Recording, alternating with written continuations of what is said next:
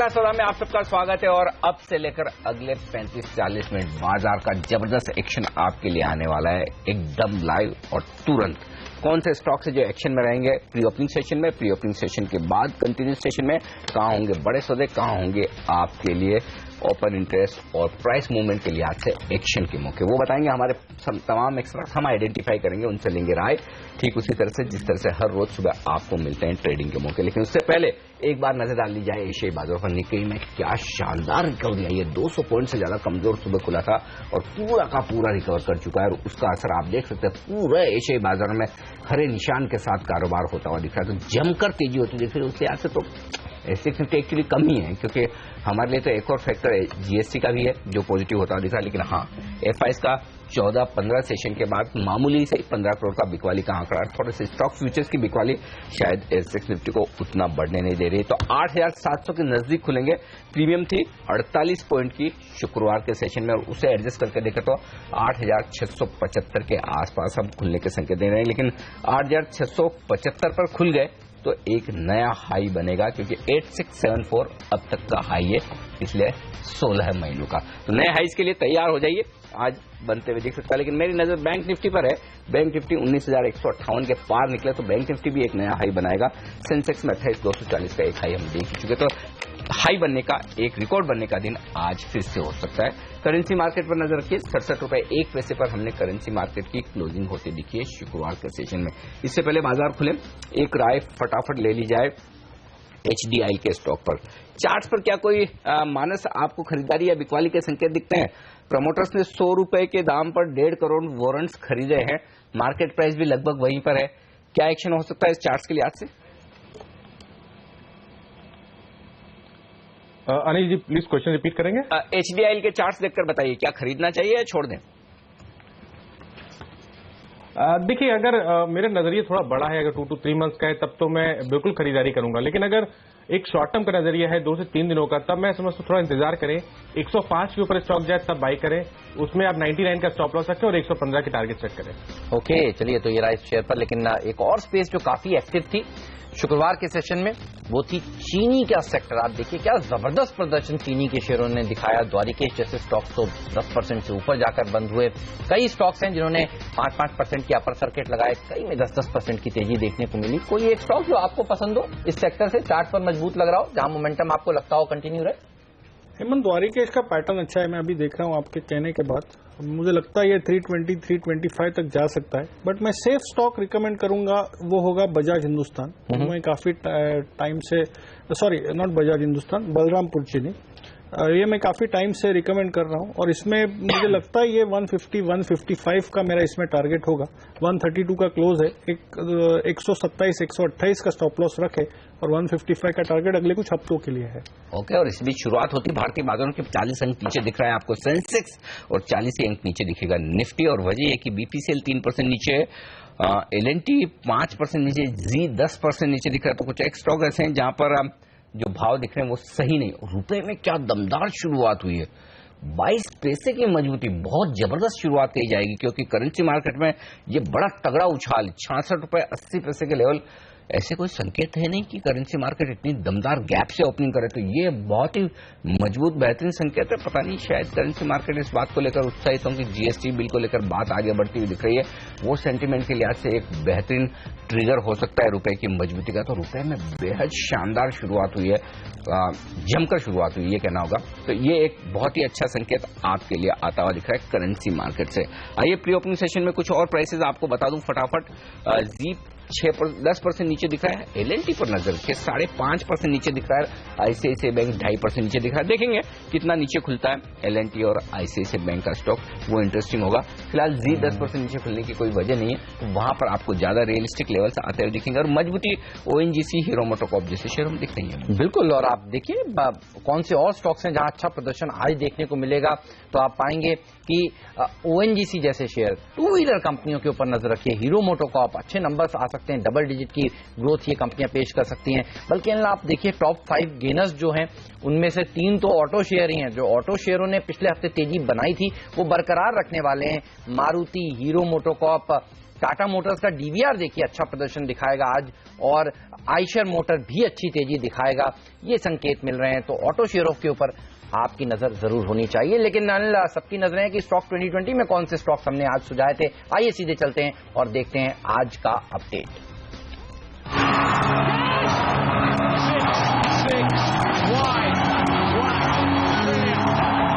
मेरी पूरी टीम पर नजर डालिए, 10 के 10 बल्लेबाज हैं आज टीम में। आज आपकी नजर होनी चाहिए एडीएजी पैक पर। शुक्रवार को भी अच्छा प्रदर्शन दिखा रहा था ये पैक, और आज भी मजबूती के साथ ट्रेड करेगा। ओपनर का दर्जा इसलिए रिलायंस कैपिटल को दिया है। लॉजिस्टिक स्टॉक्स इसलिए टीम में शामिल किए हैं क्योंकि आज एक्सपेक्टेड यही है कि कांग्रेस और बीजेपी के बीच में जो इंपॉर्टेंट बैठक होने वाली है, इसमें कोई एक फाइनल आउटकम निकल कर आए और इस हफ्ते जीएसटी का बिल पास हो।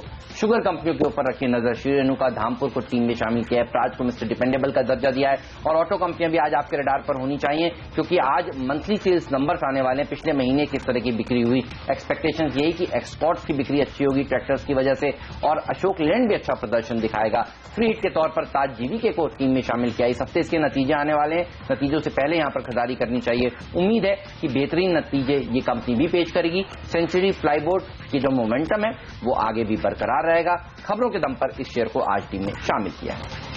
मेरी पूरी टीम पे नजर डाली और यहाँ पे नतीजों के आधार पर फोकस है। तो पीएनबी गिल्ड्स, रिको ऑटो, ऑन मोबाइल, फोर्स मोटर्स, ये तमाम जो रिजल्ट के आधार पे खरीदारी की सलाह, क्योंकि बढ़िया रिजल्ट है। आईआरबी इंफ्रा को एक बड़ा ऑर्डर मिला 2100 करोड़ का, उस वजह से खरीदारी करिए।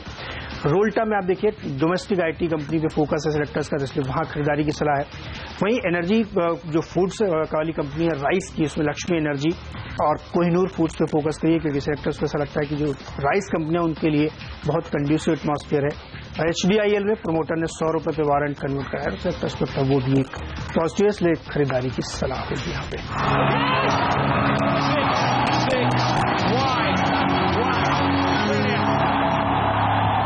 तो ये तो रहे आज के स्टॉक्स जहां पर आज आपके लिए ट्रेडिंग का मौका है दिन भर के उतार चढ़ाव में पैसा बनाने का। लेकिन निवेश करके अगर आपको पैसा बनाना है तो उसके लिए सबसे सही स्टॉक होता है जैकपॉट, जिसका आपको रहता है इंतजार। और आज का जैकपॉट शेयर लेकर हमारे साथ जुड़ चुके हैं आशीष वर्मा।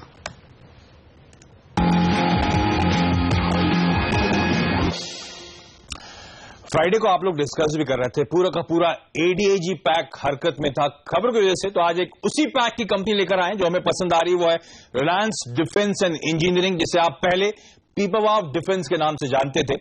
लार्जेस्ट इंजीनियरिंग इंफ्रास्ट्रक्चर है इस कंपनी का इस देश में, in fact one of the largest दुनिया भर में है। ये कंपनी दुनिया की one of the largest shipyard facilities operate करने का काम करती है। पहले इस कंपनी के कारोबार बिजनेस को आपको आसान शब्दों में समझा दूं। कमर्शियल शिप बिल्डिंग में एक कंपनी जिसमें देश का सबसे बड़ा इंटीग्रेटेड शिप बिल्डिंग फैसिलिटी है, 4 लाख डेड वेट टनेज तक की जहाज बनाने की क्षमता है इस कंपनी के पास, और मॉड्यूलर कंस्ट्रक्शन टेक्नोलॉजी है क्योंकि देश में इकलौती है। और इनफैक्ट दुनिया की जो सबसे बेहतरीन शिपयार्ड्स हैं जैसे कि सैमसंग और ह्यूंडई जैसे, वो जो टेक्नोलॉजी इस्तेमाल करते हैं वही ये कंपनी रिलायंस डिफेंस इस्तेमाल करती है।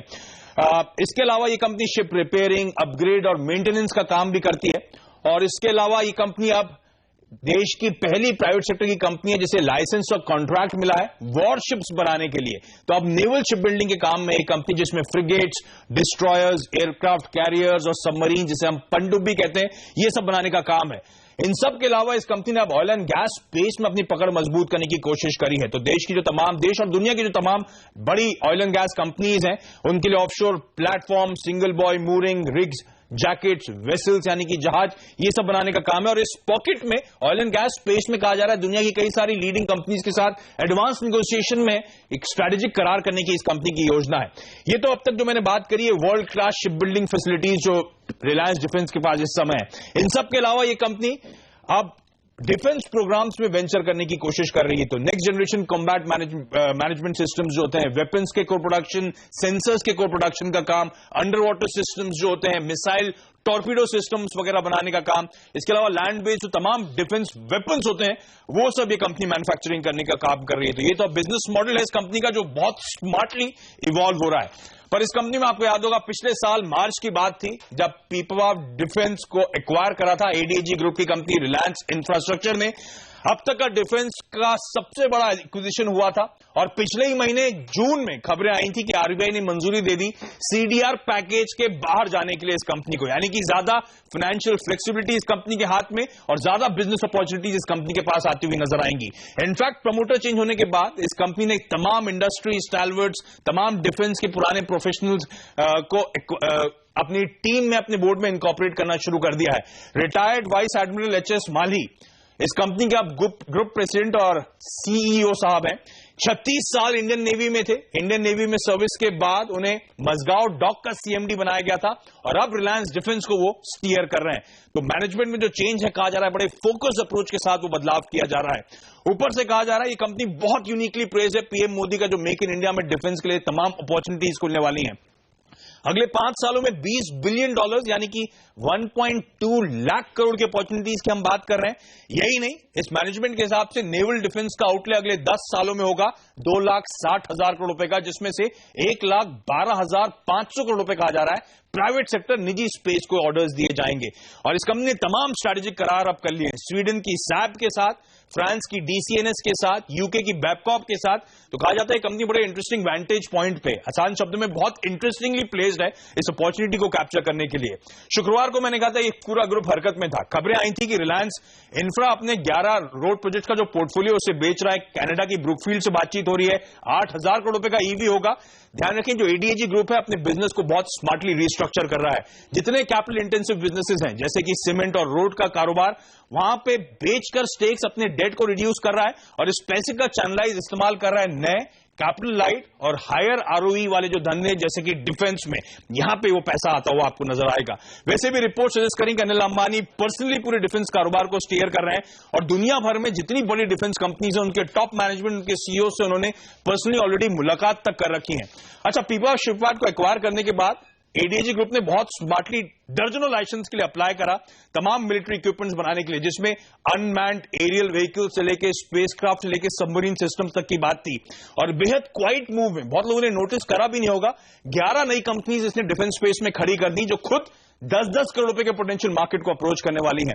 यानी कि एक बेसिक आइडिया है, जो मेक इन इंडिया के अंतर्गत ग्लोबल फॉरेन प्लेयर्स होंगे उनको जो जेवी पार्टनर्स चाहिए होंगे उनके लिए सब्सिडीज का इस्तेमाल किया जाएगा, लाइसेंस इक्विपमेंट का प्रोडक्शन किया जाएगा और साथ साथ भारत से जो डिफेंस उपकरण एक्सपोर्ट करने की बात हो रही है उसके लिए तमाम सब्सिडीज का इस्तेमाल होने वाला है। फाइनेंशियल्स तंग थे इस कंपनी के, FY15, FY16 दबाव में थे, मार्जिन्स पे प्रेशर पड़ा, लॉसेज इस कंपनी ने क्लॉक करे। पर ज्यादातर एनालिस्ट मानते हैं FY17 ये मैनेजमेंट में बदलाव हुए, ईयर ऑफ ट्रांजिशन होगा, शायद आपको हालात इस साल सुधरते हुए नजर आए और FY18 यानी कि अगले फाइनेंशियल ईयर से ये कंपनी वापस हिस्टोरिकल ग्रोथ रेट्स क्लॉक करती हुई शायद नजर आएगी। तो डिफेंस इस समय एक इन्फ्लेक्शन पॉइंट पर है, सनराइज सेक्टर है, सबके फेवर में, और रिलायंस डिफेंस जिसके पास वर्ल्ड क्लास कैपेसिटीज हैं, जैसे जैसे एग्जीक्यूशन गैदर होता हुआ नजर आएगा आपको इस स्टॉक की रीरेटिंग होती हुई नजर आएगी। जाते जाते एक बात बता दूं आपको, इस कंपनी की कैपेबिलिटीज, इंफ्रास्ट्रक्चर और करंट लैंडस्केप, इस बात से उसकी इंपॉर्टेंस आपको समझ में आएगी। जब पीपा डिफेंस बिक रही थी, इसके प्रमोटर से जब बातचीत कई लोग कर रहे थे, तब एडीजी ग्रुप ने तो खैर कंपनी बाइक आउट ही कर ली। इसके अलावा Mahindra and Mahindra, hero group, France की नेवल डिफेंस कंपनी डीसीएनएस, ये सब इस देश के डिफेंस सेक्टर में इंटरेस्टेड थे, ये सब पीपल ऑफ डिफेंस में इंटरेस्टेड थे। रडार पे रखें इस कंपनी रिलायंस डिफेंस को। पर आपने एक और डिफेंस कंपनी के बारे में बताया था मुझे, एस्ट्रा था शायद उसका नाम, तब 10-12% की रैली, एक्सप्लोजिव डिफेंस स्पेस की एक और कंपनी। जी हाँ, चलिए शुक्रिया आपका इस जानकारी के लिए। तब 10-12% की जबरदस्त रैली उस स्टॉक में देखने को मिली थी और आज प्री ओपनिंग सेशन में देखिए 5% की मजबूती के साथ ये स्टॉक कारोबार कर रहा है। अनिल, हम कह ही रहे थे कि आज एडीएजी शेयरों का दिन हो सकता है, ये एक और ऐसा स्टॉक है जो एफएनओ में नहीं है, कैश मार्केट का शेयर है, 5% मजबूत खुलने की तैयारी करता हुआ। बिल्कुल, तो अनिल अंबानी ग्रुप के शेयरों पर और इस जैकपॉट शेयर पर रखिए नजर रखिए प्री ओपनिंग सेशन के नतीजों पर। और जैसा हम कह भी रहे थे कि आईसीआईसीआई बैंक के नतीजे ज्यादा खराब है बजाय एलएनटी के, और आईसीआईसीआई बैंक टॉप लूजर है निफ्टी में इस वक्त प्री ओपनिंग सेशन में 2.5-3% के नुकसान के साथ। और एलएनटी जहां हमारा अंदाजा था कि कमजोर नहीं खुलेगा इन नतीजों के बाद, इनफैक्ट सरप्राइज मुझे भी है थोड़ा, अरे निशान क्रेडिट स्विस कह रहा है आउट परफॉर्म की रेटिंग। आप शुरुआत में कह रहे थे जहां खुले बस वहां पर तेजी करनी चाहिए, और वैसे भी देखिए जिन्होंने मंदी करी थी ना शुक्रवार को, आज सुबह एसजीएक्स निफ्टी को देखकर मंदी करने वालों के लिए देखिए दिन अच्छे रहे नहीं है, अभी नहीं चाहिए बिल्कुल नहीं अच्छी बात ये होती है कि शायद थोड़ा नीचे खुलता है एलएनटी और वहां से ऊपर आ जाए तो मजा आ जाता है, लेकिन ठीक है अब ऊपर खुल रहा है तो देखते हैं कैसे सेटल होता है। शॉर्ट कवरिंग तो आएगी, इसमें कोई डाउट नहीं है। जिस तरह से पोजीशंस बनी जबरदस्त थी, तो एलएनटी के लिए वागले साहब चार्ट्स पर क्या लेवल है हमें? अब ये तो शुरुआत वहीं कर रहा है जहां बंद हुआ था शुक्रवार को। अनिल जी 1600 का एक स्ट्रॉन्ग रेजिस्टेंस है, ऊपर 1600 हो गया, पॉजिटिव होना नहीं चाहिए, नीचे में तो वो ब्रेक नहीं करेगा। ये हम कह रहे हैं रिजल्ट कोई बहुत पॉजिटिव नहीं है, लेकिन जो लोग मान रहे थे कि बहुत नेगेटिव बहुत खराब है वैसा नहीं है। बिल्कुल। तो नीचे अगर पॉजिटिव शुरुआत हो जाए और उसके बाद थोड़ी प्रॉफिट बुकिंग आई नतीजों के दम पर, तो नीचे कितना जा सकता है? अनिल जी मुझे नहीं लगता है 1523 ब्रेक करेगा, ये एक स्ट्रॉन्ग सपोर्ट है। 1523 1600 सो ये रेंज है, 1600 को ऊपर निकल जाता है तो ये सीधा 1720 तक जा सकता है। ऑलराइट, चलिए तो इस शेयर पर रखिए नजर, आईसीआईसीआई बैंक पर भी रखिए नजर। कोई बहुत बड़ी गिरावट यहां पर भी नहीं देखने को मिल रही है, 2.5% नीचे है। मुझे याद है एडीआर में तो 4% की गिरावट देखने को मिल रही थी शुक्रवार को जब इसके नतीजे आए थे। तो ये दो शेयर जिनके नतीजे शुक्रवार को बाजार बंद होने के बाद आए, इसके ऊपर नजर होगी। लेकिन देखिए कई ऐसी कंपनियां हैं जिन्होंने जबरदस्त नंबर्स दिए हैं शुक्रवार को बाजार बंद होने के बाद ओवर द वीकेंड, और उसमें क्रॉम्पटन कंज्यूमर्स पर नजर रखिए, 14% मजबूती के साथ खुलने के ये संकेत दे रहा है। पीएनबी गिल्ड्स पर नजर रखिए, अच्छे नतीजे इन्होंने भी अच्छा पेश किए हैं, मजबूती के साथ खुलेगा। ऑन मोबाइल ग्लोबल और बालाजी एमाइंस जिसका जिक्र अनिल कुछ देर पहले कर रहे थे, यहां पर तेजी देखने को मिलेगी। रिलायंस डिफेंस आज का जैकपॉट स्टॉक 5% की मजबूती खुलने की तैयारी देता हुआ। इसके अलावा आप देखिए नारायण हृदयालय में एक अच्छी तेजी देखने को मिलेगी और शुगर शेयरों में तेजी के साथ कारोबार होगा। इवन आज चावल के शेयर अच्छा प्रदर्शन दिखा सकते हैं। लक्ष्मी एनर्जी नीरज की टीम का शेयर है, ये अच्छा प्रदर्शन दिखाएगा और पीएनबी जैसे स्टॉक्स में भी मजबूती के साथ खुलने की तैयारी हो रही है। क्वेस्ट कॉर्प एक और ऐसा स्टॉक जिसके नतीजे आए, नतीजे अच्छे लगे और आप देखिए यहां पर भी बाजार को थम्स अप देने की तैयारी करता हुआ। नतीजे के दम पर कुछ कमजोर शेयर जो आज आपको दिखेंगे, एनसीएल इंडस्ट्रीज 11% नीचे है शुरुआती कारोबार में। किंगफा साइंस जिसे आप पहले एसएनएस हाइड्रो के नाम से जानते थे, आशीष का जैकपॉट स्टॉक भी रह चुका है। ओ इज इट? ओके, तो ये स्टॉक काफी जबरदस्त तेज दौड़ लगाकर कमजोर नतीजों के बाद ये 9% टूटा। एस्ट्रा माइक्रो ये स्टॉक भी नंबर्स काफी खराब आए हैं, 5% नीचे है। फिलाटेक्स 5% नीचे खुलता हुआ दिख रहा है। ये कुछ एक स्टॉक्स हैं जहां पर नंबर्स के दम पर कमजोरी दिख रही है। मजबूती का है जो अविनाश गोरक्षकर पसंद कर रहे हैं, वही स्टॉक सबसे टॉप में रिजल्ट के लिहाज से। 15% का बड़ा उछाल क्रॉम्पटन कंज्यूमर्स में यहां पर प्री ओपनिंग सेशन में दिख रहा है। रिको ऑटो 12%, ये भी हमारा एक जैकपॉट शेयर। पीएनबी गिल्ड्स 6% ऊपर। On mobile global 5%। Balaji amines जो संदीप वागले साहब कह रहे थे कि बड़ा ब्रेकआउट आया, ये स्टॉक 5.5% मजबूत खुलने के संकेत दे रहा है शुरुआती कारोबार में।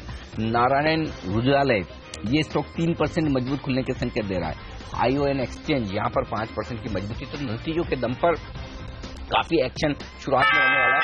चलिए पहली टिक आपकी स्क्रीन पर आती हुई सेंसेक्स और निफ्टी पर। शुरुआत हरे निशान के साथ 80 अंकों पर है सेंसेक्स, निफ्टी पर 25 अंकों की मजबूती बनती हुई दिख रही है। और मजबूती कहां से आ रही है?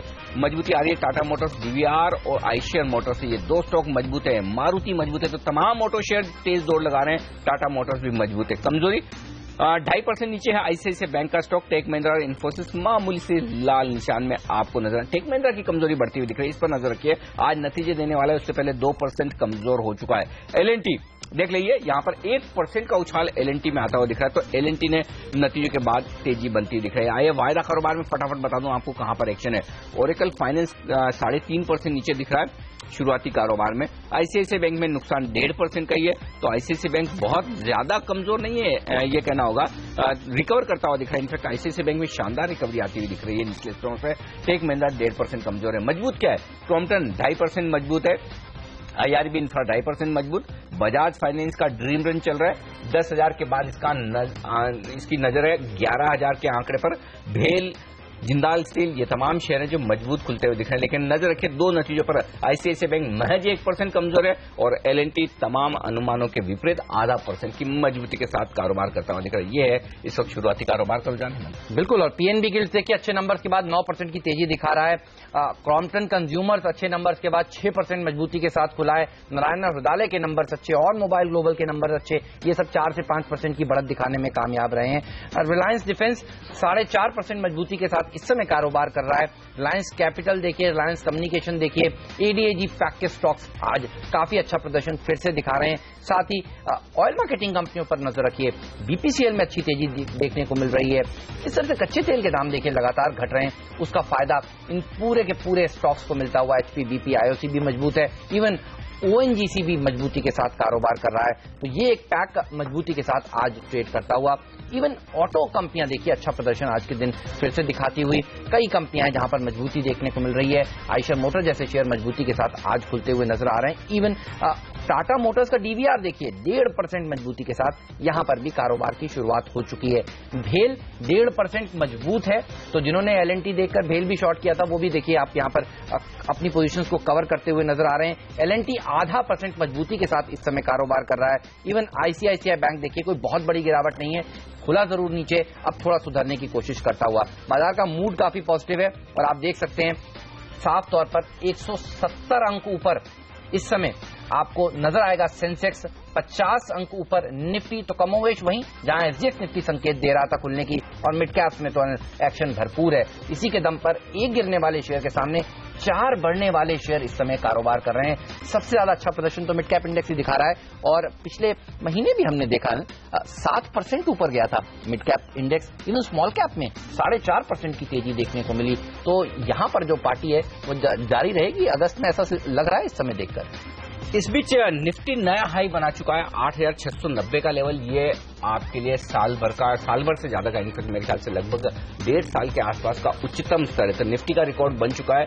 बैंक निफ्टी जिसकी वजह से आपको शुरुआती कारोबार में इतनी मजबूती नहीं दिख रही थी, हम कह भी रहे थे कि जहां खुले वहीं खरीदिए। अब आप देखिए बैंक निफ्टी 0.5% के आसपास मजबूत होने के संकेत दे रहा है, 19,000 के पार निकल चुका था। चौतरफा खरीदारी वाला मामला है। ट्रेंड के साथ रहिए, ट्रेंड के विपरीत मत जाइए, कॉन्ट्रा कॉल मत लीजिए। 2 दिन से जो हम कह रहे थे उसके विपरीत आज यही रहा है कि ट्रेंड के साथ रहिए। आप देखिए किस तरह की बेहतरीन तेजी, 8,700 बहुत जल्दी आपकी स्क्रीन पर आने की तैयारी में इस वक्त आपको नजर आएगा।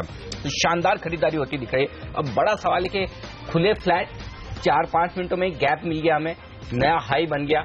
अब यहां पर इस वक्त खरीदने निफ्टी या थोड़ा इंतजार करें, और बैंक निफ्टी चूंकि इतना नहीं चला है, तो गौरव फिर क्या ट्रेड बने निफ्टी और बैंक निफ्टी में इस वक्त? बैंक निफ्टी में आप एक बार एक्सपोजर ले सकते हैं। निफ्टी मेरे हिसाब से एक बार रुकना वो बेहतर होगा। रिस्क वर्ड फेवरेबल नहीं है यहाँ पे फ्रेश बाइंग के लिए, तो मैं रुकने की सलाह दूंगा। ओके, और विप्रो और टीसीएस पर नजर रखिए। दोनों ही स्टॉक्स देखिए मजबूती के साथ कारोबार कर रहे हैं। हालांकि टेक महिंद्रा जिसके नतीजे आज सेकंड हाफ में आने वाले हैं, यहां जरूर थोड़ा दबाव देखने को मिल रहा है, लेकिन बाकी के आईटी शेयर देखिए आज एक बाउंस दिखाने के मूड में नजर आ रहे हैं। इसके अलावा देखिए आप टाटा स्टील मजबूत है, तो मेटल पैक में तेजी देखने को मिल रही है। सिप्ला जैसे शेयरों में आज मजबूती के साथ शुरुआत हुई है। तो कुछ और ऐसी कंपनियां जहां पर अच्छी रैली देखी जा रही है। प्राइवेट सेक्टर बैंक्स पर नजर रखिए। येस बैंक जो लगातार अच्छा प्रदर्शन दिखा रहा था, एक्सिस बैंक जहां पर एमएससीआई की खबरों के चलते देखिए तेजी देखने को मिल रही है। ये दोनों ऐसे स्टॉक्स हैं जो मजबूती के साथ आज कारोबार की शुरुआत करते हुए। कमजोरी वाले शेयर काफी कम दिख रहे हैं। केवल आईसीआईसीआई, टेक महिंद्रा, इन्फोसिस लाल और हरे निशान के बीच में झूलता हुआ, और जी, यही 4 शेयर हैं जो लाल निशान के साथ कारोबार कर रहे हैं। बाकी निफ्टी के शेयर देखिए सभी के सभी शेयर मजबूती के साथ ट्रेड करते हुए दिख रहा है कि बाजार में पैनिक बाइंग नजर आ रही है। 200 पॉइंट के आसपास ऊपर इस समय सेंसेक्स ट्रेड करता हुआ, और 8,700 ये वो टारगेट है जो देखिए अब हासिल हो चुका है। और काफी सारे एक्सपर्ट्स जिन्होंने आज सुबह कॉल्स दी थी वो कह रहे थे कि 8,700 के पार निकलेगा, देखिए वो अब निकलता हुआ। 8760 बागले साहब आपका ये टारगेट है, लगता है आज अचीव हो जाएगा आपको, या फिर एक आध दिन इंतजार करना पड़ेगा? 20 पॉइंट दूर है, तो मुझे लगता है आज क्या 1 घंटे में अचीव होना चाहिए।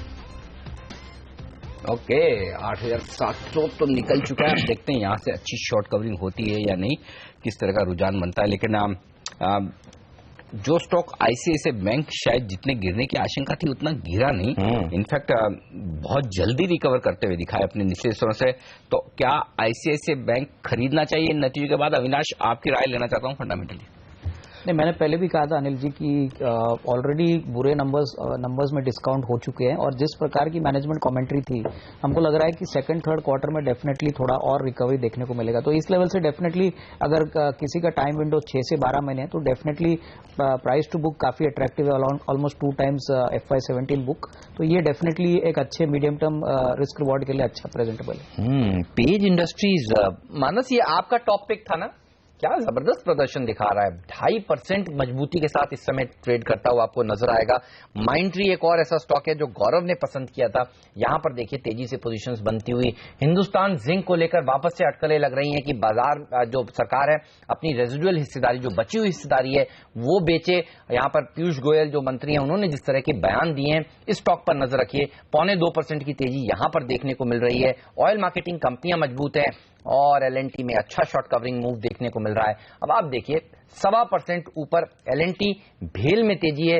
तो कैपिटल गुड्स स्टॉक्स देखिए यहां पर अच्छा प्रदर्शन दिखाते हुए सीमेंस भी 0.5% मजबूती के साथ इस समय कारोबार कर रहा है। तो कैपिटल गुड्स शेयर अच्छा प्रदर्शन दिखा रहे हैं। कैपिटल गुड्स शेयर की आपने बात की तो एक स्टॉक मैंने आइडेंटिफाई किया है जहां पर एक्शन जबरदस्त होता दिख रहा है, वो है वोल्टास। वोल्टास लेकर आई आपकी स्क्रीन पर और स्टॉक में 0.25-1.5% के आसपास की मजबूती बनी। लेकिन वोल्टास में आप देखिए वायदा कारोबार में 4% से ज्यादा ओपन इंटरेस्ट में इजाफा हुआ है। सबसे ज्यादा ओपन, देखिए आईसीआईसीआई बैंक तो छोड़ दीजिए, चलिए नतीजों के दम पर वहां पर ओपन इंटरेस्ट इतना बढ़ता हुआ दिखा है, लेकिन उसके बाद दूसरा किसी एक स्टॉक में सबसे ज्यादा ओपन इंटरेस्ट है तो वो वोल्टास है। 2 लाख शेयर नए जुड़े हैं। और जनरली जिन स्टॉक्स में खबरें ना हो, जिन स्टॉक्स में रिजल्ट्स का असर न हो और ओपन इंटरेस्ट काफी तेजी से सुबह सुबह बढ़े, इसका मतलब यह कि कुछ न कुछ इन्फॉर्म बाइंग, इन्फॉर्म खरीदारी होती हुई दिख रही है।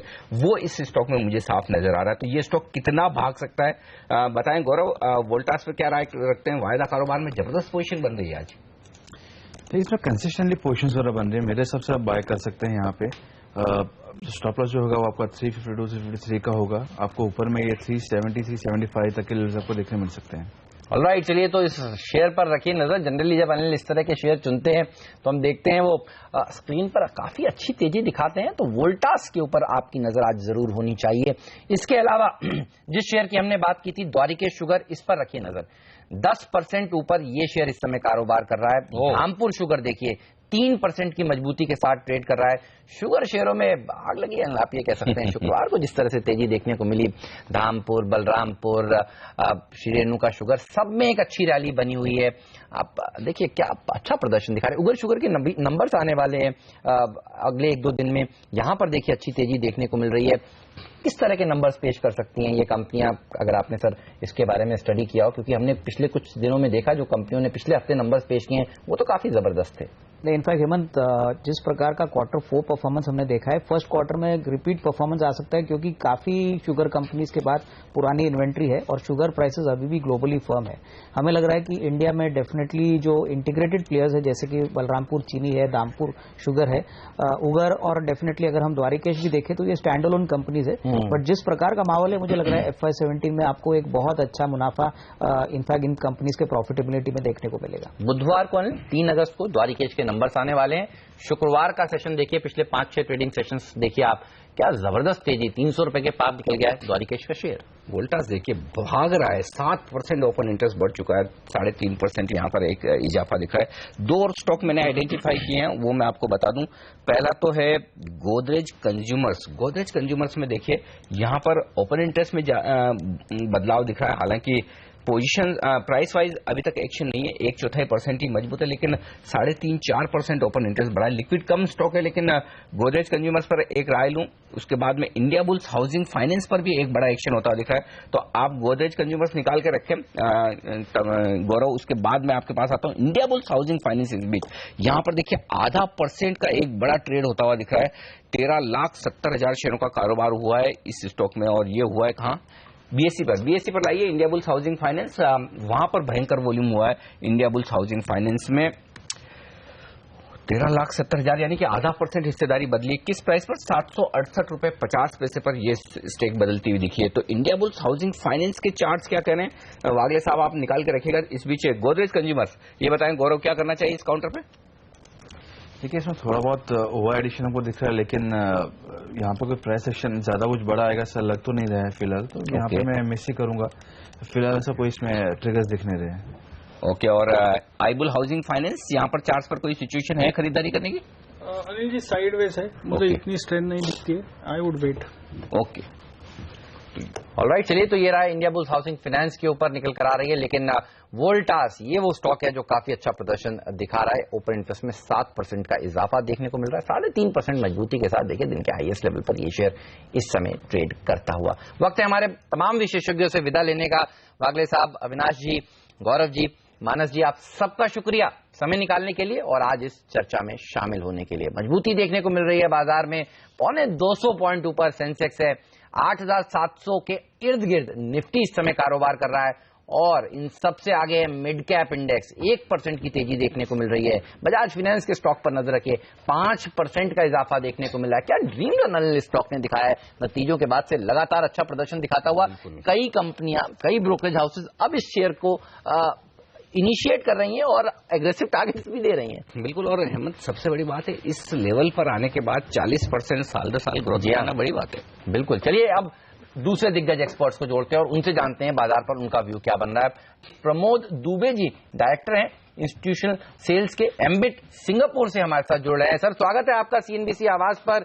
क्या बेहतरीन तेजी भारतीय बाजारों में देखने को मिली है, पिछली सीरीज काफी अच्छी रही और आज देखिए 8,700 के आसपास इस समय हम टिके हुए हैं। क्या व्यू बन रहा है सर मार्केट्स पर आपका? Look, a lot of the action in the markets have been driven by liquidity and flows, and a lot of this liquidity has been driven by central banks globally. To that extent, it is in some ways a market which is not linked so much with fundamentals.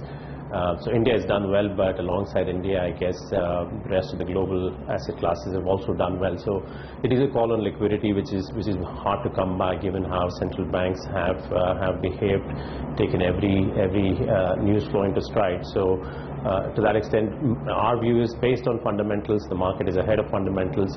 It is best to take some profits off the table.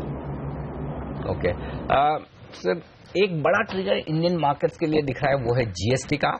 लग ऐसा रहा है कि इस हफ्ते GST bill parliament में पेश किया जाएगा, शायद पास भी हो जाए।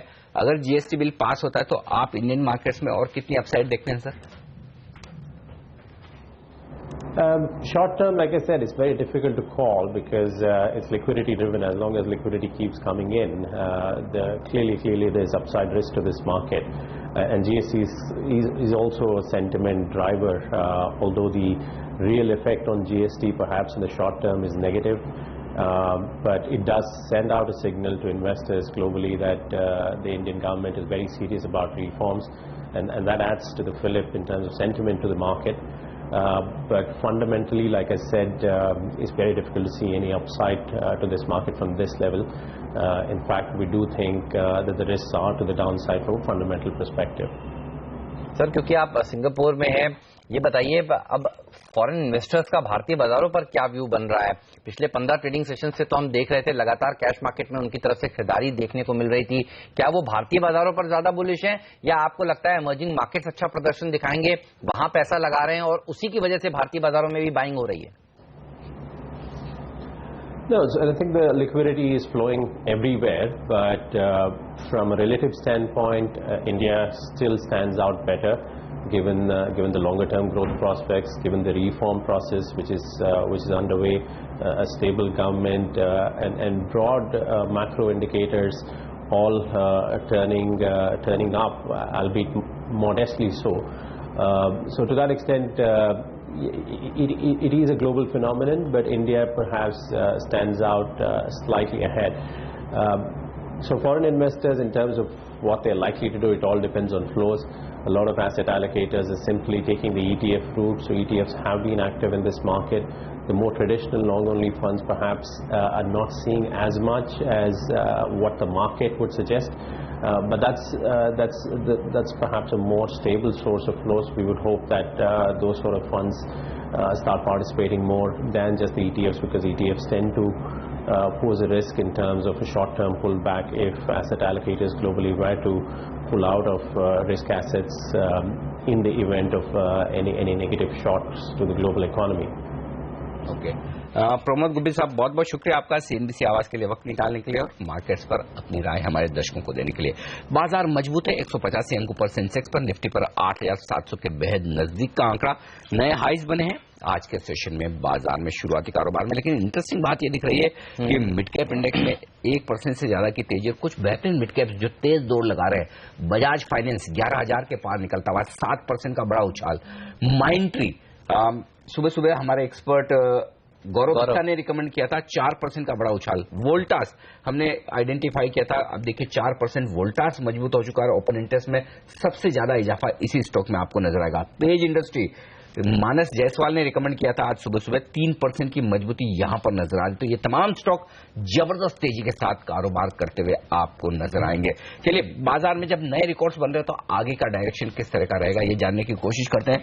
बाजार के जाने माने दिग्गज एक्सपर्ट उदयन मुखर्जी साहब हमारे साथ कार्यक्रम में शामिल हो रहे हैं। उदयन सर, गुड मॉर्निंग, स्वागत है आपका CNBC आवाज पर।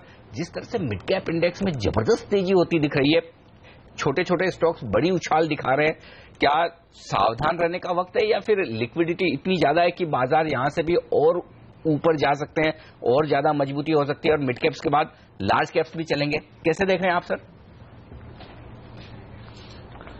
मॉर्निंग अनिल, देखिए अभी लिक्विडिटी पे फोकस रखना चाहिए क्योंकि हमने ये कई बार पास्ट में भी देखा है कि जब मार्केट लिक्विडिटी के एक बहुत अच्छे ग्रिप में आ जाते हैं तो बाकी फंडामेंटल्स और वैल्यूएशंस पे नजर रखना नियर टर्म में उचित नहीं होगा। ये हमने नीचे की तरफ भी देखा है कि मार्केट 10 PE पे ट्रेड कर रहा है और रो रहा है स्टॉक खरीदने के लिए, लेकिन वो स्टॉक ऊपर ही नहीं जाता है क्योंकि मार्केट में लिक्विडिटी नहीं है। ये 1 महीना, 1 हफ्ता, 1 साल, 2 साल चल सकता था, ऐसे दिन भी हम देखे हैं।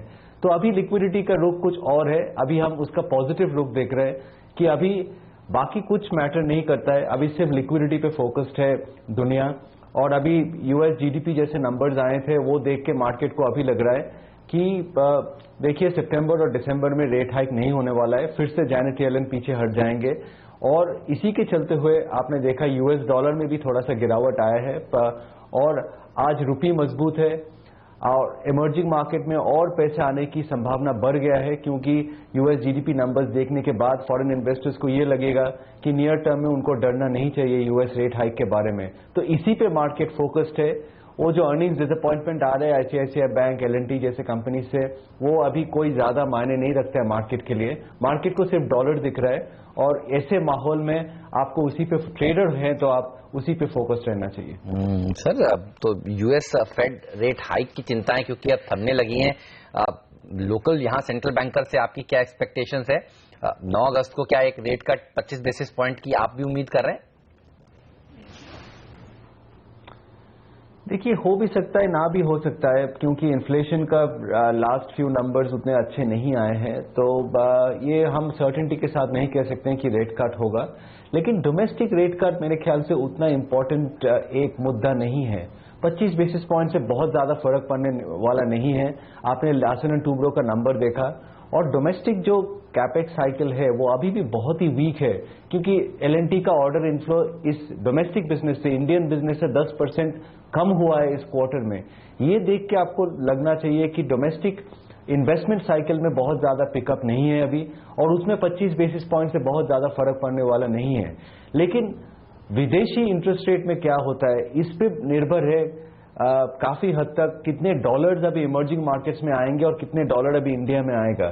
ये एक डॉलर रैली चल रहा है अभी। एक्सचेंज ट्रेडेड फंड्स जिसको कहते हैं ETFs, उसमें काफी पैसा अंदर आ रहा है जैसे आपके पिछले गेस्ट कह रहे थे और उसी पे मार्केट पूरा फोकस्ड है कि बाहर से कितना पैसे अभी अंदर आ रहा है आपने। और उसके सामने जो अर्निंग्स डिसअपॉइंटमेंट आ रहे हैं वो मार्केट बिल्कुल उसके ऊपर मतलब कोई परवाह नहीं है। आपने एक्सिस बैंक का नंबर्स देखा होगा, वो कितने डिसअपॉइंटिंग थे और स्टॉक आज वो लेवल से ऊपर है। L&T के नंबर्स कुछ खास नहीं था लेकिन आज स्टॉक ऊपर की तरफ भाग रहा है। ये सब देख के लग रहा है कि मार्केट अभी अर्निंग्स और वैल्यूएशंस पे फोकस नहीं है, मार्केट सिर्फ लिक्विडिटी पे फोकस्ड है और इसीलिए बाहर क्या हो रहा है इंटरेस्ट रेट्स वो बहुत ज्यादा इंपॉर्टेंट है। इंडिया में इंटरेस्ट रेट्स में क्या हो रहा है उससे। टारगेट क्या है निफ्टी का? अगर लिक्विडिटी इसी तरह की फ्लोज रहे, 9000 भी इस सीरीज में आपको लगता है आ जाएगा निफ्टी? देखिए, ये टारगेट रखने का कोई मतलब ही नहीं है क्योंकि 20-25% रैली हो चुका है और 4-5% में क्या हो जाएगा। हम सोच रहे हैं 8700 से 9000 एक बहुत बड़ी चीज है, लेकिन है तो 300 पॉइंट निफ्टी का, तो 4% निफ्टी वो तो 4 दिन की भी बात हो सकता है। तो अगर पैसा आता रहा और मार्केट का मूड ऐसा रहा तो मेरे ख्याल से ये 8900, 9100 ये लेवल्स उतने इंपॉर्टेंट नहीं है। इंपॉर्टेंट है बाहर का जो लिक्विडिटी है वो कितना दिन बरकरार रहेगा, उसमें कोई रुकावट आता है कि नहीं। अगर नहीं आता है तो ये लेवल्स पे डिस्कशन करने का कोई मतलब नहीं है। ये हमारे मन में है कि 9000 बहुत इंपॉर्टेंट लेवल है, लेकिन मुझे लगता नहीं है कि जो विदेशी निवेशक ETF पे पैसा डाल रहा है वो ये देख के डाल रहा है कि निफ्टी कौन से लेवल्स पे पहुंचा है। वो एक टॉप डाउन एलोकेशन है। अभी हमें इमर्जिंग मार्केट्स खरीदना है, उसमें इंडिया भी है, तो अगर उसमें डॉलर्स आएंगे तो इंडिया में भी डॉलर आ जाएगा। तो हम अपने निफ्टी के बारे में बहुत सोचते हैं, लेकिन जहां से पैसा आ रहा है मेरे ख्याल से वो लोग इतना नहीं सोच रहे हैं 8700 और 9000 के बारे में। एक बड़ा ट्रिगर सर हमारे डोमेस्टिक खबरों के लिहाज से GST का, और अब लग रहा है ऐसा रहा है कि शायद GST पर बात बन जाए और हो सकता है इस हफ्ते बिल पेश हो जाए। आज शाम को बीजेपी की और कांग्रेस की मीटिंग भी है, तो उससे काफी कुछ आइडिया लगेगा। फर्ज करें कि जो अंदाजा लगाया जा रहा है कि GST बिल इस हफ्ते पेश हो जाए, पास हो जाए, तो कितना बड़ा ट्रिगर होगा पॉजिटिव ये भारतीय बाजारों के लिए, या फिर अब बाजार ने इस प्राइस में पूरा डिस्काउंट कर लिया, मानकर चल रहे कि GST पास होगा? मेरे हिसाब से तो अनिल काफी हद तक GST डिस्काउंटेड है मार्केट में, लेकिन ऐसे लिक्विडिटी माहौल में अगर आपको और एक रीजन मिल गया रैली के लिए और एक एक्सक्यूज मिल गया रैली के लिए तो मार्केट उसको ले सकता है। क्योंकि अभी एक चीज और बोलने के लिए आ गया कि अभी GST भी पास हो गया तो इंडिया में और थोड़ा पैसा डाला जाए, ऐसे एक रिएक्शन आ सकता है। जिस दिन GST पास होगा उस दिन एक रैली होने का संभावना बिल्कुल है। कुछ लोग जो स्मार्ट ट्रेडर्स है वो वेट भी कर रहे हैं शायद वो अपॉर्चुनिटी के लिए कि GST अगर आ गया तो उस दिन का रैली में बेचने के लिए, नियर टर्म के लिए। तो आप उस दिन थोड़ा वॉलेटिलिटी देख सकते हो जिस दिन GST पास होगा। इनिशियल रिएक्शन पॉजिटिव हो सकता है, उसके बाद कुछ बिकवाली भी आ सकता है क्योंकि बहुत लोग वेट कर रहे हैं पोजीशंस बना के GST के लिए। तो दो तरफा मूव आप उस दिन देख सकते हो। लॉन्गर टर्म निवेशक के लिए आप GST के बारे में थोड़ा सोचना चाहिए, क्योंकि मेरे हिसाब से GST एक सिंबल जैसे बन गया है अभी कि GST पास हो गया तो मार्केट का रुख हमेशा के लिए पूरा बदल जाएगा। मेरे हिसाब से आंसर उतना आसान नहीं है। GST का इम्प्लीमेंटेशन क्या होगा, गवर्नमेंट अभी काफी डेस्परेट लग रहा है GST को इस सीजन में पास करने के लिए, और उस डेस्परेशन के चलते हुए क्या वो स्टेट्स को काफी कंसेशंस दे देंगे जो शायद उतना पॉजिटिव नहीं होगा। क्या GST का रेट हाई हो सकता है, क्या इसका इम्प्लीमेंटेशन स्मूथ होगा, और जैसे सब लोग सोच रहे हैं और एक बाजार में एक नंबर चल रहा है कि GST का मतलब है GDP ग्रोथ 1% कम से कम बढ़ जाएगा, क्या उतना स्ट्रेट फॉरवर्ड है GST के इम्प्लीमेंटेशन के बाद इम्पैक्ट? मैं इतना कॉन्फिडेंट नहीं हूं कि जितने आसानी से लोग बोल रहे हैं कि GST का मतलब इतना GDP ग्रोथ ऊपर जाएगा। तो मेरे ख्याल से ये आंसर थोड़ा कॉम्प्लिकेटेड है, लेकिन इनिशियल रिएक्शन तो पॉजिटिव होगा। लेकिन आप जैसे कह रहे थे कि काफी हद तक मेरे हिसाब से प्राइस थिन भी हो चुका होगा। सर, नतीजों की बात करते हैं। IT सेक्टर ने बड़ा डिसअपॉइंटमेंट दिखाया, फार्मा सेक्टर में डॉक्टर रेड्डीज से बड़ा डिसअपॉइंटमेंट आया। ये दोनों ही जो सेक्टर्स हैं वो FIS के फेवरेट सेक्टर रहे हैं। अब FIS फिर कहां खरीदारी करेंगे, या आपको लगता है गिरावट में यही शेयर अट्रैक्टिव वैल्यूएशन पर वो खरीदने आगे आएंगे? क्या व्यू बन रहा है इन दोनों सेक्टर्स पर आपका? नहीं, IT में उतना पॉजिटिव मैं नहीं हूं क्योंकि IT में लगातार डिसअपॉइंटमेंट आया है। फार्मास्यूटिकल्स 1.5 साल की मंदी के बाद थोड़ा बाहर आ रहा है, और मेरे ख्याल से उनका जो बेयर मार्केट था पिछले 1.5 साल में वो शायद लास्ट फेज में है, और प्राइस एक्शन ये बता रहा है कि फार्मास्यूटिकल सेक्टर शायद अपने बॉटमिंग आउट फेज में है। लेकिन वो सेक्टर में नतीजे देख के मुझे लग रहा है कि US मार्केट से थोड़ा चैलेंजेस है। डॉक्टर रेड्डीज का नंबर्स काफी खराब था और US मार्केट खास करके बहुत वीक था। आपने टोरेंट फार्मा का नंबर देखा होगा, उसमें भी US मार्केट में थोड़ा सा प्रॉब्लम दिख रहा है। तो मुझे लग रहा है US मार्केट में प्राइस कंपटीशन बहुत ज्यादा हो चुका है, और उसी के कारण मार्जिन में और काफी चोट पहुंच रहा है काफी इंडियन फार्मास्यूटिकल कंपनीज को। मैं और थोड़ा नतीजे देखना चाह रहा हूं। कि फार्मास्यूटिकल क्षेत्र में खास करके यूएस से कैसे नंबर्स आते हैं। तो ये एक बॉटमिंग आउट फेज है मेरे मन में, लेकिन इसमें एक बम्पी राइड हो सकता है फार्मास्यूटिकल क्षेत्र में। तो अभी भी क्लीन बुल रन फार्मास्यूटिकल क्षेत्र में मुझे दिख नहीं रहा है, लेकिन मुझे लगता नहीं है कि फॉरेन इन्वेस्टर्स ऐसे सेक्टर्स पे फोकस्ड हैं अभी। मुझे लग रहा है फॉरेन इन्वेस्टर्स 2-3 थीम्स अभी खेलने की कोशिश करेंगे। एक तो है फाइनेंशियल्स, जैसे मैंने जिक्र किया एक्सिस बैंक का प्राइस रिएक्शन देख के, और आज आईसीआईसीआई बैंक में बहुत ही एक म्यूटेड फॉल देख के मुझे लग रहा है कि काफी पैसा शायद फाइनेंशियल्स में घुस रहा है, जो फॉरेन पैसा आ रहा है अभी। और बाकी रहा कंज्यूमर्स, जहां पे एशियन पेंट्स के नंबर के बाद शायद कंजम्पशन स्टोरीज में भी फोकस है। और आज एलएनटी के फेयरली लैकलस्टर नंबर के बाद भी आपने देखा एलएनटी अभी ग्रीन में ट्रेड कर रहा है। तो वो देख के मुझे लग रहा है कि काफी फॉरेन निवेशक ऐसे भी सोच रहे हैं कि अगले 6-9 महीने में एक रिकवरी होगा इन्वेस्टमेंट साइकिल में भी, तो कुछ सिक्लिकल इंडस्ट्रियल प्लेज में भी पैसे जाने की कुछ संभावना है। तो ये सब सेक्टर्स में मेरे ख्याल से फॉरेन इन्वेस्टर्स में को काफी इंटरेस्ट है अभी, जैसे NBFC, housing finance, banks, overall जिसको हम फाइनेंशियल्स कहते हैं, कुछ इंडस्ट्रियल्स और काफी कंज्यूमर फोकस स्टॉक्स। अभी तक दिक्कत वही है कि बैंकिंग शेयरों में नतीजे कहीं भी अच्छे दिखे नहीं सर। प्राइवेट बैंक्स खराब दे रहे हैं फिर भी स्टॉक नहीं गिर रहे हैं, सरकारी बैंक कहीं कोई सुधार के संकेत नहीं फिर भी गिर नहीं रहे। तो बैंकिंग शेयरों में आपको लगता है कि वैल्यूएशन इतने महंगे हो गए कि ये नतीजे जस्टिफाई नहीं करते कि बैंक शेयर इतने ऊपर टिके रहे हैं? और फिर इस हिसाब से अगर लोगों ने बजट के बाद अगर खरीदारी की है सिर्फ इसी दम पर कि ये शेयर इतने गिर गए हैं, वैल्यूएशन आकर्षक है, खरीद लेना चाहिए, तो उनके लिए सही वक्त है प्रॉफिट बुकिंग करने का सरकारी और प्राइवेट दोनों बैंक्स में? देखिए, जब तक लिक्विडिटी रहेगा बैंक्स ऊपर जाते रहेंगे। और ये प्रॉब्लम एक है कि जब लिक्विडिटी के ग्रिप में मार्केट आ जाता है तभी एक रेखा बना लेना कि वैल्यूएशन इतना तक ही बढ़ सकता है, इससे ज्यादा नहीं जाएगा, ये बताना काफी मुश्किल है। क्योंकि ऐसे माहौल में जो होता है मार्केट सिर्फ पॉजिटिव्स को ढूंढते हैं। जैसे एलएनटी का नंबर्स आया, उसमें डोमेस्टिक बिजनेस ने खराब प्रदर्शन किया, लेकिन मार्केट का फोकस कहीं और है। ऑर्डर बुकिंग ओवरऑल ठीक था और ऑर्डर बुकिंग गाइडेंस ठीक था, ये एक पॉजिटिव है, इसको हम पकड़ लेते हैं। नतीजे खराब नहीं है, स्टॉक को ऊपर जाना चाहिए। आईसीआईसीआई बैंक के नतीजे चारों ओर से खराब ही दिख रहे हैं। मार्केट कुछ और सोच रहा है कि अच्छा खराब न्यूज तो बाहर आ रहा है, 2 क्वार्टर 3 क्वार्टर के बाद सारे बाहर खराब न्यूज बाहर आ जाएंगे, उसके बाद हम बिल्कुल रिकवरी देखेंगे, अभी बेचने का टाइम नहीं है।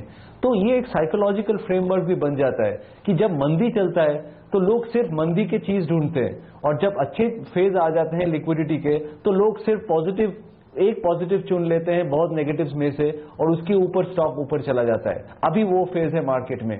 तो अभी आप बैड न्यूज मत ढूंढिए और वैल्यूएशंस के बारे में बात मत कीजिए, क्योंकि मार्केट ये सुनना नहीं चाहता है। मार्केट को अभी सिर्फ ग्रीन दिख रहा है, तो मार्केट अभी ऊपर की तरफ भाग रहा है। इस स्पेल को तोड़ सकता है एक चीज कि ग्लोबल मार्केट्स में किसी के कारण रिस्क ऑफ आ जाता है, तभी ये सब कुछ घूम जाएगा एक दिन कि ईटीएफ से सेलिंग शुरू हो गया, मार्केट डर गया कि वो बाप रे इमर्जिंग मार्केट इतने महंगे हो गए और हम लगातार इसमें पैसे डाल रहे थे, अभी यहां से थोड़ा पैसे निकाल लेते हैं।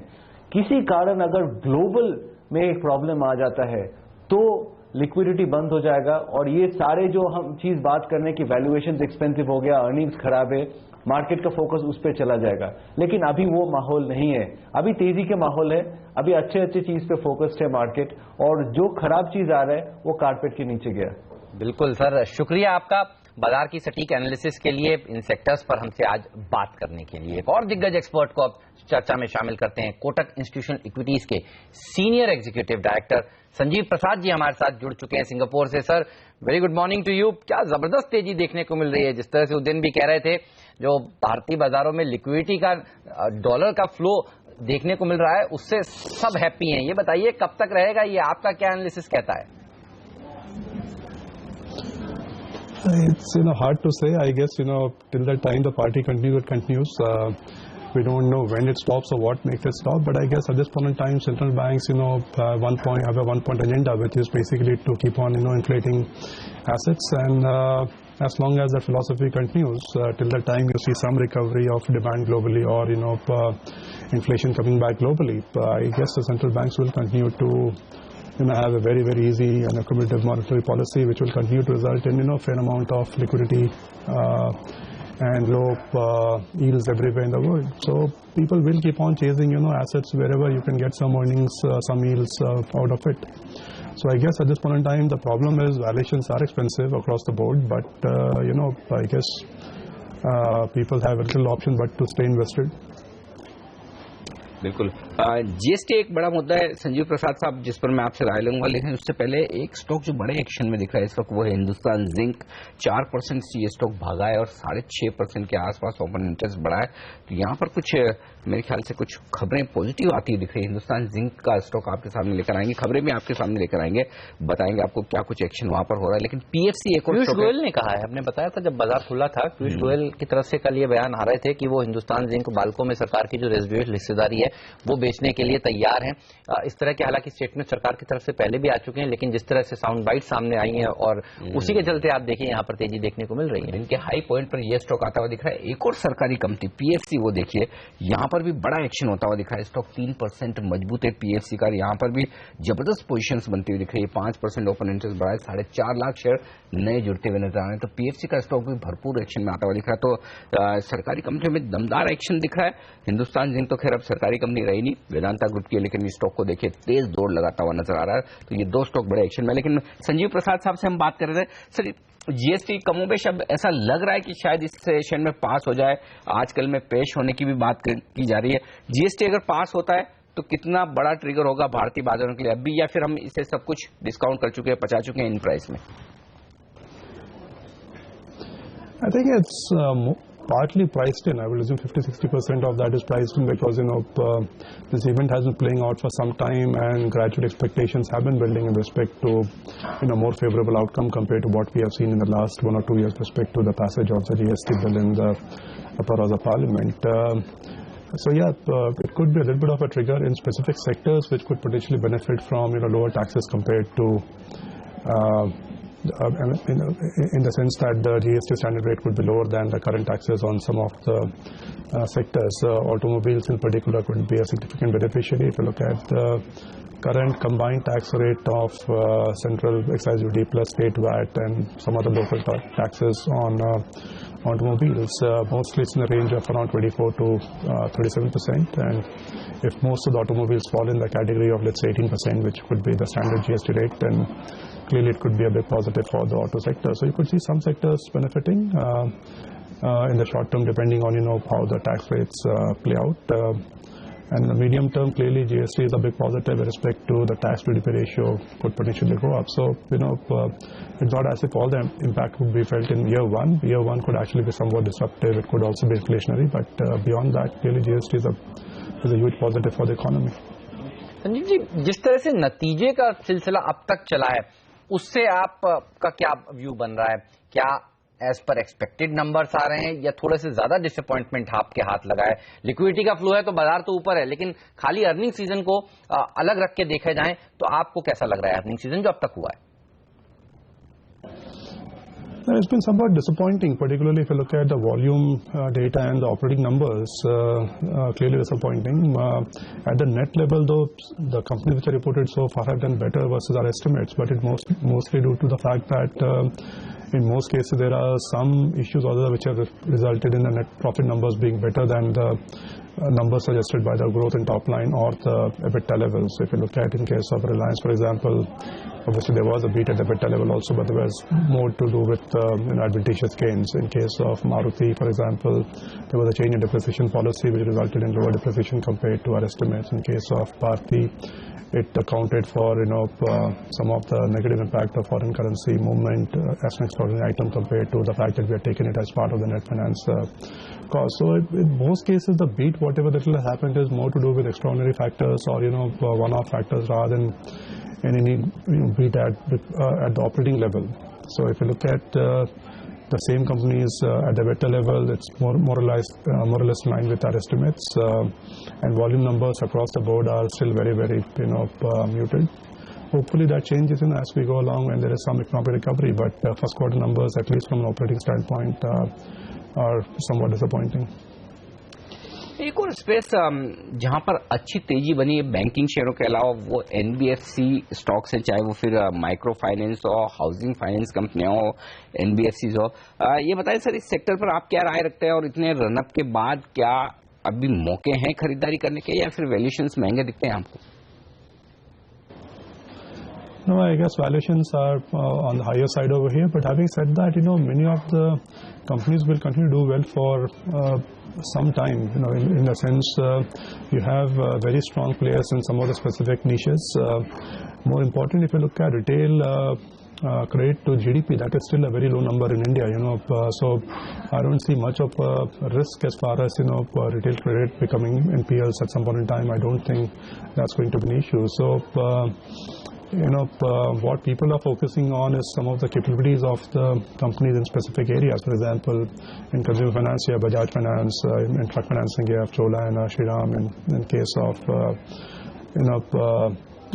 rural financing or financial inclusion, you have a lot of the microfinance companies who are still in a position to grow their loan book and assets quite aggressively over the next 2 to 3 years. So that's the story over here, but I suspect a lot of good news is already there in the stock prices, looking at where the valuations of many of these companies are trading at. So I think very good prospects, but part of that is already there in the stock prices and valuations.